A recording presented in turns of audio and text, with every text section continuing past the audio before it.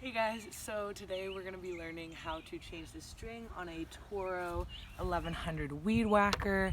There was a previous video made by Jeff Oliverson, and thanks to him I was able to figure it out, but I think I wanted to show you guys just with a little better lighting exactly what to do to pop off the top and replace the string. So we'll get right into it. So what you want to do, I've already replaced the string, but I'm just showing you guys. So you have your top here, and this is the bumper. And then you're gonna have these little areas right there, one here and on the other side. And what you wanna do with your screwdriver is stick it in there and pop it like that. Go to the other side.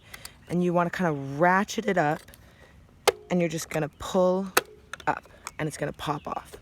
Okay, that might not be apparent to you. That was difficult for me. So then what you're gonna do is you have your string. It can be however long you want. This one's kind of short. So you want to put it in one of these little hooks here, this little notch, to just secure it into place so you can wind it.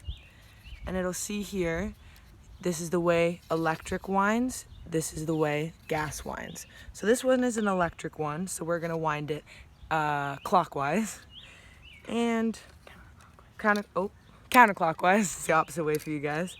And you're just gonna wind it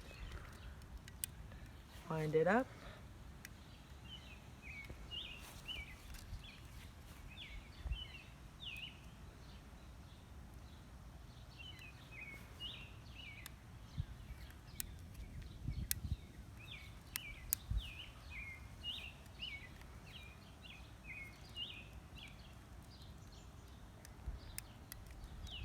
And then once you have it pretty much wound up, what you're gonna do is, you see the notches we pushed up, they gotta go back onto the notches on here where they came from.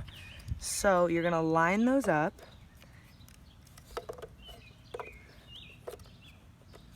But first, you have to put the string in the hole. So there's one hole here. So while keeping the string taut, you're gonna thread it through the hole so it's sticking out.